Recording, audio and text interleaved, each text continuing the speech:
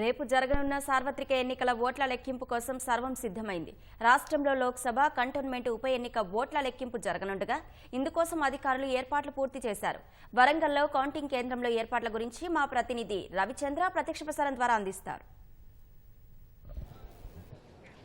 వరంగల్ పార్లమెంటుకు సంబంధించి ఈ వరంగల్ ఎనుమాముల మార్కెట్లో ఓట్ల లెక్కింపుకు అన్ని ఏర్పాట్లు పూర్తయ్యాయి. రేపు ఉదయం ఈ ఓట్ల లెక్కింపు ఉదయం ప్రారంభమవుతుంది. ఇక ఈ ఎనుమాముల మార్కెట్లో ఇప్పటికే అన్ని ఈ గోదాంలో మార్కెట్ గోదాంలో ఓట్ల లెక్కింపుకు సంబంధించి అధికారులు అన్ని ఏర్పాట్లు చేశారు.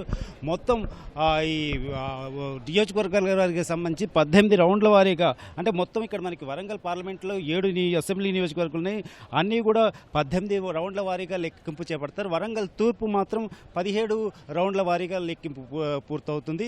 ఆ తర్వాత మొత్తం 1500 మంది సిబ్బంది అధికారులు ఈ ఓట్ల లెక్కింపులో పాల్గొంటున్నారు. ముఖ్యంగా ఒక్కో నియోజకవర్గానికి ప్రత్యేకంగా ఏర్పాటు చేసిన లెక్కింపు కేంద్రాలని టేబుల్ వద్ద అభ్యర్థులు ఏజెంట్ల సమక్షంలో కౌంటింగ్ సూపర్వైజర్, సహాయ సూపర్వైజరు, సూక్ష్మ పరిశీలకులు ఈ ఓట్ల లెక్కింపు అనేది చేపడతారు. పోలింగ్ కేంద్రాల వారి యొక్క కంట్రోల్ యూనిట్లు తీసుకొచ్చి ఫలితం మీటర్ నొక్కి పార్టీలు స్వతంత్రుల వారిగా వచ్చినటువంటి ఆ ఓట్లను నమోదు చేస్తారు. లెక్కింపు పూర్తయ్యాక అభ్యర్థుల వారిగా వచ్చినటువంటి ఓట్లను సంబంధిత ఏఆర్ఓకి తెలియజేస్తారు.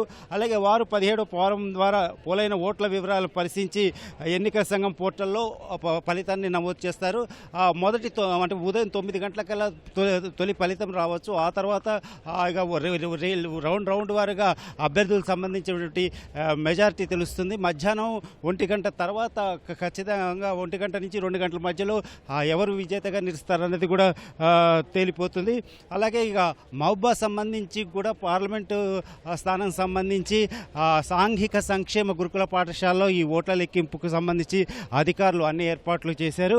అత్యధికంగా భద్రాచలంలో ములుగు నియోజకవర్గంలో 22 రౌండ్ల వరకు ఓట్ల లెక్కింపు చేపడతారు. నెక్స్ట్ భద్రాచలం అత్యల్పంగా 18 రౌండ్ల వారిగా ఈ ఓట్ల లెక్కింపు చేపడతారు. ఇక ఓట్ల లెక్కింపు సంబంధించి అధికారులు ఏర్పాట్లు చేశారు. అయితే ఇక పోలీసులు కూడా ఎలాంటి అవాంఛనీయ సంఘటన తలెత్తకుండా ఈ కౌంటింగ్ కేంద్రాల వద్ద విస్తృత బందోబస్తు ఏర్పాటు చేశారు. 144 సెక్షన్ ఏర్పాటు చేశారు. విజయోత్సవ ర్యాలీలకి, సభలకు, సమావేశాలకు రేపు ఎలాంటి అనుమతి లేదని ఇప్పటికే స్పష్టమైనటువంటి ఆదేశాలు జారీ చేశారు. ఇక ఓట్ల లెక్కింపు సంబంధించి ఏర్పాట్లు పూర్తయి అభ్యర్థుల్లో మాత్రం టెన్షన్, ఉత్కంఠ మొదలైంది. దాదాపు 20 రోజుల ఉత్కంఠ, పోలింగ్ తర్వాత 20 రోజుల ఉత్కంఠకు ఇక తెరపడనుంది. రేపు మధ్యాహ్నం కల్లా ఎవరు విజేతగా నిలుస్తారు, విజయలక్ష్మి ఎవరిని వరిస్తుంది అన్నది రేపు మధ్యాహ్నంగా తేలిపోనుంది. Over to studio.